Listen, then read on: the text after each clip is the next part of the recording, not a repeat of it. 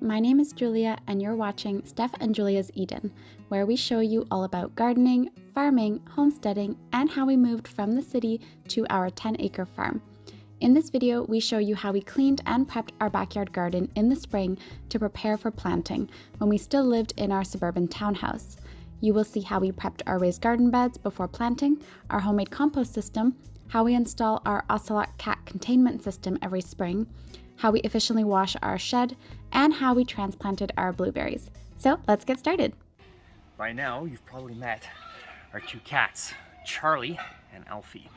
Now, a few years ago, this city actually put a bylaw down because everyone was at home during COVID. They all started noticing Charlie and Alfie in their backyards, going through their gardens, and there's nothing more. Those two like doing more than digging through people's gardens. So we had to come up for a solution to keep them in the yard, because keeping cats contained in a backyard is near impossible. They'll find any nook and cranny to get out, including climbing any sort of surface going on. We looked at various options such as nets, a gating system that kind of goes over. So we found the most subtle and attractive system so it doesn't bother our 4 adjacent neighbors. Essentially, how it works is on top of the fence where they like to climb, you got a post with a ball bearing. Inside the ball bearing, you put in the swiveling metal grate. On itself, it revolves. The cat, when it tries to climb, when it gets to the top shelf, it can't. It just falls right down. It's actually proven to work at 100% when they try and actually overcome this obstacle. They cannot overtake the obstacle. We've seen it. It's amazing. We've seen them, and we've had to modify a lot, because then they start getting creative and they'll start finding corners where they can climb up things like a bird feeder, like the one you're seeing over here. Or they're trying to get up our structures or in the middle posts where we can't put the metal crossbars. Either way, I'll show you how to put one here. It sticks into one side. It goes into these posts, which I had to drill in. They are metal, so I had to drill through the metal with a special screw, and that wasn't easy. You had to get an angle and up. But once it's done, every year putting it back is a piece of cake. These little ball bearings, they're very weather resistant. It's been up here for about 3 years now, and there's no worn to them at all. Now, although it is weather resistant, I don't like metal sitting down on the snow. What we have here is up to -30 for months at a time sometimes. So come fall, we actually take them all down as to preserve. Our cats don't like to go out that much during winter at all, and when they do, they don't hop over the other fences. Now that it's getting nice out, we are going to put them back up because now they are starting to climb at other people's backyards. We'll put a link in the description for this product. We're not sponsored at all, but it is called the Oscillot, and we've loved it. Now that we've put up the Oscillot system, you can see our cat Charlie is unable to escape. The Oscillot is the silver rolling beam on the top of the fence, and he'll just hang out by the door of the fence. He'll hang out kind of in different parts of the backyard, but he cannot escape now, which is super awesome because he's able to enjoy this outdoor space, hunt bugs, the occasional rodent or bird that comes through, but he is safe and sound in here with our other kitty, Charlie. No, sorry, Charlie's the black one. Our other kitty, Alfie, just there.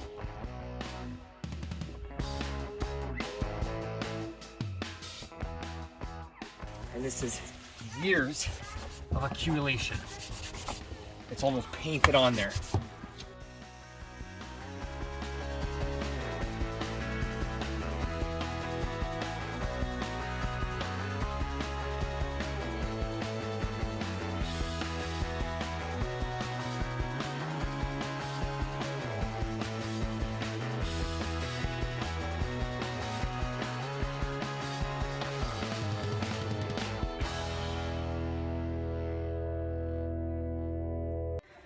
And this garden behind our shed and beside the compost pile is our shady plot. This has been amazing for growing things like onions, which, you know, don't really need a lot of sun.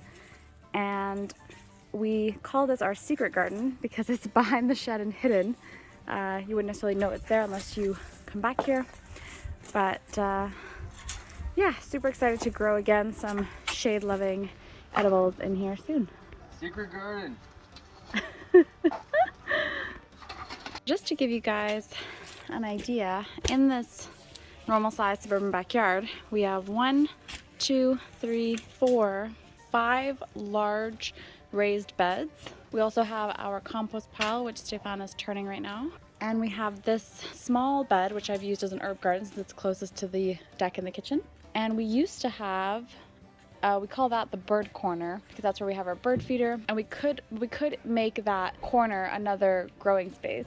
This side we haven't used as much because it's the shady side of the backyard and it would be harder to grow things over here. But here in this gravel plot where the boat is now, we used to have a jacuzzi, a spa, and it was very nice for about 5 or 6 years until it broke. And now we're thinking this year of putting a very large square raised bed in here and turning it into a 6th super large garden plot. And because corn in particular likes to grow in a block or square, we're thinking of doing our very first corn even in this yard.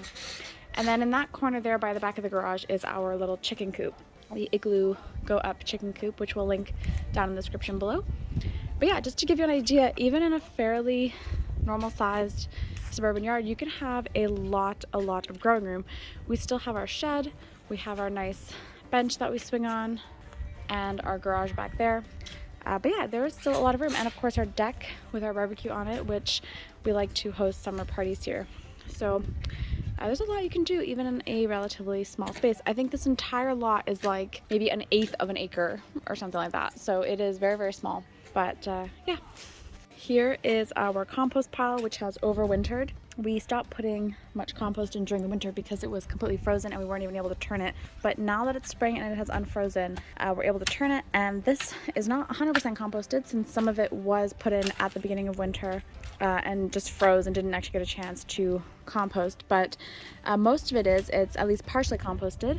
And you can see that stuff is amazing for the raised beds. And so we're putting that compost into the raised beds. We're going to put a thin layer of that amazing compost into each of our raised beds to supplement. And that's how we start our garden, our outdoor garden, every year.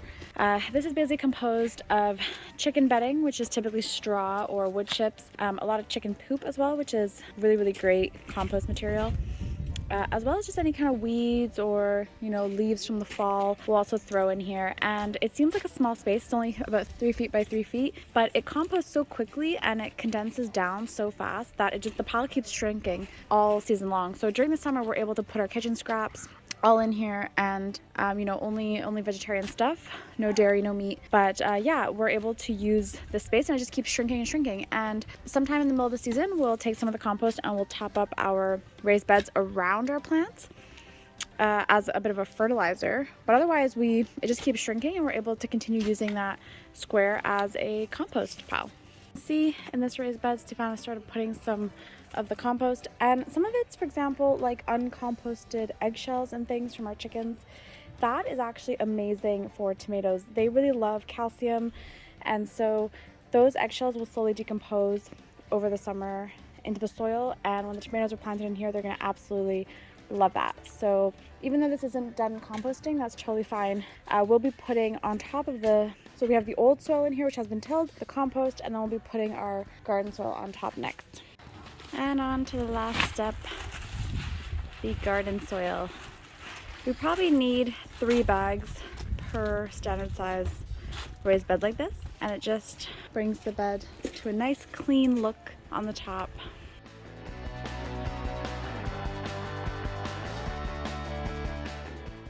We have added the garden soil to all the beds now, so you can see just how great they look. They are ready for planting. Another thing you can put in your raised beds is worm castings. A lot of people put 5 or 10% worm castings and it really makes a huge difference. In our case, our worm farm is too small to be able to put castings in all these raised beds, but we have been putting the castings, if you guys have seen our herb series, you know we've been putting the castings in our pots indoors, starting our seeds and our herbs. So the last step we like to do on each of our raised beds is make sure we have the chicken wire nice and tight. Over the winter it tends to become saggy like this one. Everyone's got their different technique putting up chicken wire. I found the best is to have high posts on each side. Take the chicken wire and use staples. And just by stretching it by hand, adding staples where needed, it's where it stays the best and it looks aesthetically also the best. This chicken wire can get a little messy and not look very good if not applied correctly. There's Bridget coming in the frame. Bridget. Yeah, so you can see what a world of difference just those few staples made. It's now straight and nice. Our chickens are silkies, they can't fly, so this is enough wire to keep them out of our vegetable garden. If you're living in a suburb, it's a really great breed to have. That's right. Granted, that's not 100%. Last year, a chicken, I don't know how, made its way over and was playing in the garden, but that was once. Yeah, it was once in like 2.5 years, so it's pretty good at holding them back, and you'll never have a chicken flying into the neighbor's yard or something because they can't fly over fences. So, Stefan, could you describe what you're doing here? Well, there used to be a hot tub that kept leaking and breaking and costing money. Now left, and we had this nice leveled gravel spot. We decided to turn into, guess what? More garden. So basically I used bits and pieces of wood that I found all around the house from when I did renos in the basement. And I also went to the store and got a few more pressure treated pieces of wood. And like this, I made a U-shaped or a horseshoe shaped garden with a little walkway in the middle and 2.5 feet of garden all around accessible. So we are thinking of growing in here some corn, some beets, maybe some bush beans. It's gonna be exciting. Wow, it looks great. So I see you've put chicken wire as well, and you've made a door. That's awesome. And what are we gonna plant here, Stefan? I think it's gonna be some corn and what else did we say? Beets. Beets. That's right, beets. It's deep enough compared to the other boxes. This one's 10 inches high, so it's a lot more soil in there, so it does have more depth. Now, as we set up our garden boxes, right after we put our soil down in our compost, we often get a residual amount of weeds that survived and made their way through. Now, something we realized about our chickens, they love weeds when there is not much of anything else. So I'm trying out a theory. I threw BB and Pippin up for the challenge in where our tomatoes are going to be, and there's a lot of weeds already coming out. Now, some of the theory is that they will just pick out and eat the few weeds that are sticking out. Our baby blueberries were last year planted into cheap wooden pots. One overwintered outside, and the other blueberry pot we put in our shed. In both cases, the wooden pots did not hold up well by spring. So we decided to transplant these blueberries into nicer and more solid pots.